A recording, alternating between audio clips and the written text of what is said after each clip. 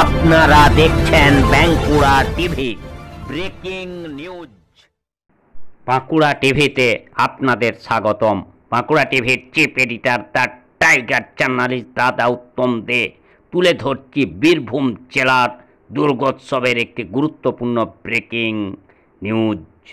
মহা সপ্তমীর শুভ সন্ধ্যায় পাপুড়ি সার্বজনীন দুর্গোৎসবের শুভ উদ্বোধন করলেন বীরভূম জেলার তৃণমূল সভাপতি কাজল শেখ। দেখতে থাকুন সেই খবর পশ্চিমবাংলার একমাত্র প্রতিবাদী চ্যানেল বাঁকুড়া টিভির পর্দায়। দেখুন সেই পুজোর খবর। বীরভূম জেলা সভাপতি কাজল শেখের সেই পাপুড়ি সার্বজনীন দুর্গোৎসব উদ্বোধনের যে শুভ লগ্ন।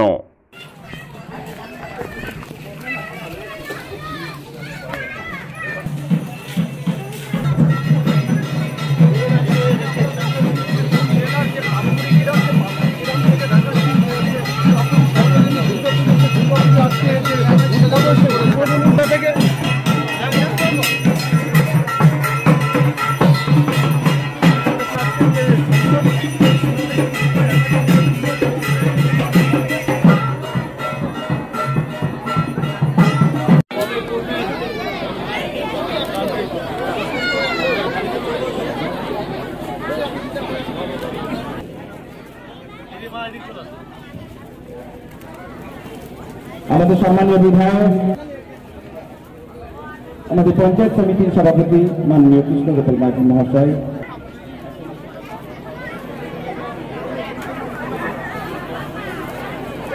আমাদের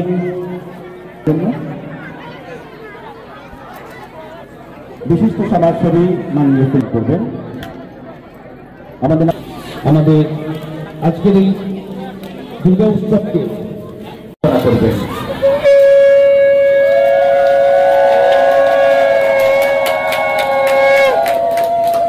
শঙ্খ আর উলুধ্বনি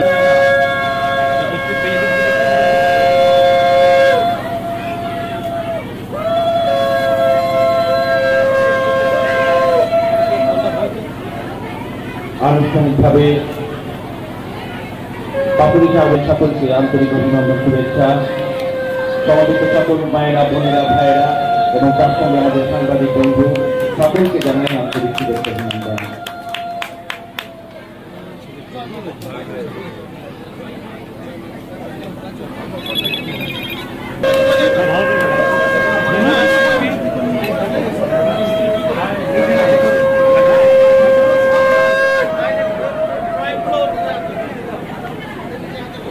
আজকের এই ভারতব্যাপী উদ্বোধন অনুষ্ঠান উপলক্ষে সংক্ষিপ্ত সাংস্কৃতিক অনুষ্ঠানে অপেক্ষা ছিল এবং দীর্ঘদিনের যে বিভিন্ন আপনি কথা জানালেন, যে সময়ে এই গ্রাম আগলে রেখেছিল এবং হিন্দু মুসলিম একসঙ্গে একত্রিত হয়ে যে পুজো শুরু করেছিলেন, সেই ইতিহাস কতটা মনে পড়ে যখনই মণ্ডপে আসলে?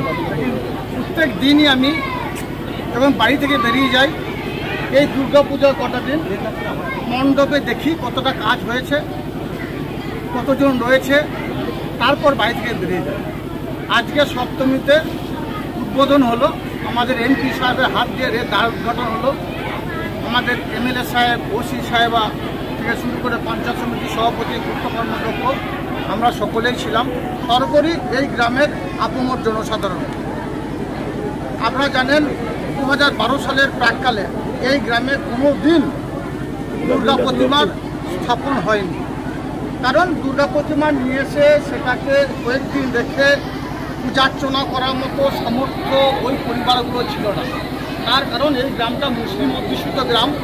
এই গ্রামে 5,500 ভোটার, তার মধ্যে 4,500 মুসলিম, 1,000 হিন্দু পরিবার, তার মধ্যে 4টে ঘোষ পরিবার, 2টো দে পরিবার, বাকি সবগুলো দিন আনা দিন খাওয়া, খেটে খাওয়া, খেত মজুর পর্যায়ে করে। যদিও তারাই মাউলির সম্পদের মানুষ, যদিও তারাই আমাদেরকে মানুষ করেছে, তাদের হাত দ্বারাই আমরা এতটা বড় হয়েছি। আর তারাই আমাদের দুঃসময়ে, কাজল শেখের দুঃসময়ে আঁচলের তলায় লুকিয়ে রেখেছিল এবং এই গ্রামের ভাইয়েরা বুকে বুক দিয়ে আমাকে বাঁচিয়ে রেখেছিল। তাই আমরা দেখেছি 2012 সালের প্রাককালে এই গ্রামের যারা বৌমা, তারা যখন দুর্গা পুজো হতো তখন তারা বাবার বাড়ি চলে যেত। যারা মায়েরা বোনেরা তারাও আত্মীয়র বাড়ি চলে যেত, দাদারা কাকারা পার্শ্ববর্তী গ্রামে প্রতিভা দর্শন করতে যেত।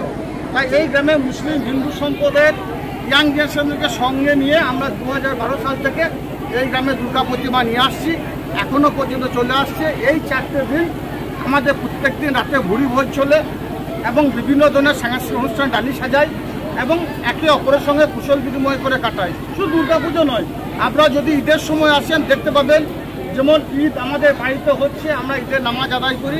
অনুরূপভাবে আমার গ্রামের যারা হিন্দু সম্প্রদায়ের ভাইরা আছে তারা দেখতে পাবেন পাপুর দলীয় কার্যালয়ে নিজে রান্না করে খাওয়া দাওয়া করে এবং আমাদের সঙ্গে কুশল বিনিময় করে।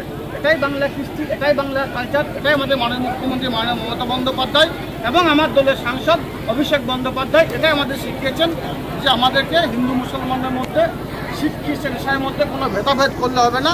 আমরা সকলে ভাই ভাই হিসেবে যুক্ত ছিলাম, এখনও আছি, ভবিষ্যতেও থাকবো। সময় আজকে কি সময় দেওয়ার জন্যই কি আজকে উদ্বোধনটা রেখেছেন বা সূচনা? দেখুন, প্রত্যেক বছরই সপ্তমীতে উদ্বোধন করি আর আমি এমপি সাহেবকে ফোন করি, উনিও আজকের দিন আমাকে সময় দিয়েছিলেন।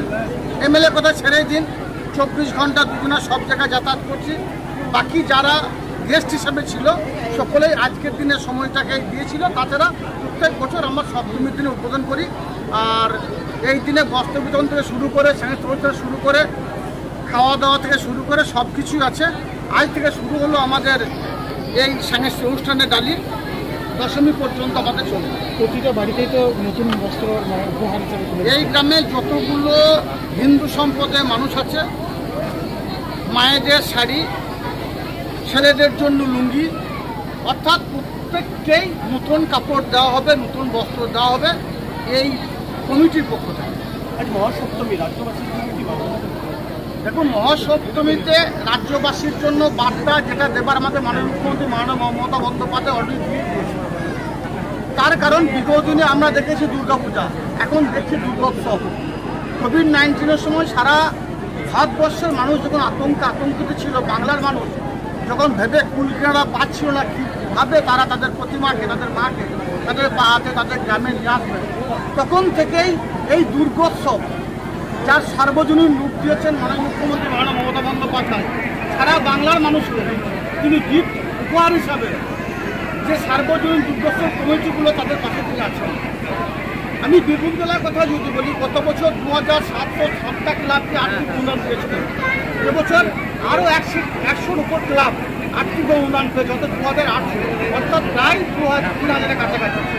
তো স্বাভাবিকভাবেই এই দুর্গাপুজোকে দুর্গা উৎসবে যিনি রূপদান করেছেন সেই মাননীয় মুখ্যমন্ত্রী মাননীয় মমতা বন্দ্যোপাধ্যায় সারা বাংলার যে সার্বজনীন দুর্গোৎসব কমিটিগুলো আছে সেগুলোকে ভার্চুয়ালের মাধ্যমে তিনি উদ্বোধনও করেছেন এবং সারা বাংলার মানুষকে প্রশাসনের মাধ্যমে তিনি বার্তা দিয়েছেন শান্তির সঙ্গে, শৃঙ্খলার সঙ্গে, পরিবারের সঙ্গে এই কয়েকটা দিন কাটান এবং ইসলাম ধর্মে বিশ্বাসী মানুষ যারা আছেন তাদের উদ্দেশ্যে তিনি বার্তা দিয়েছেন এই কয়েকটা দিন আমার হিন্দু সম্প্রদায়ের মায়েরা, বোনেরা, ভাইরা, দাদারা, কাকারা তাদের ধর্মীয় রীতি রিবাজ অনুযায়ী যখন মায়ের কাছে প্রার্থনা করবেন, আরাধনা করবেন, বাড়ি ফেরার পথে এবং মন্দির দর্শনে, প্রতিমা দর্শনে আসার পথে কোনো ব্যাঘাত সৃষ্টি যেন না হয় সেটা লক্ষ্য রাখার দায়িত্ব আমাদের। সেটাই আমরা করছি সর্বদাই। বাংলার যে কৃষ্টি, বাংলার যে কালচার, সেটাই এটা দেখা যাচ্ছে দুর্গাপুজো।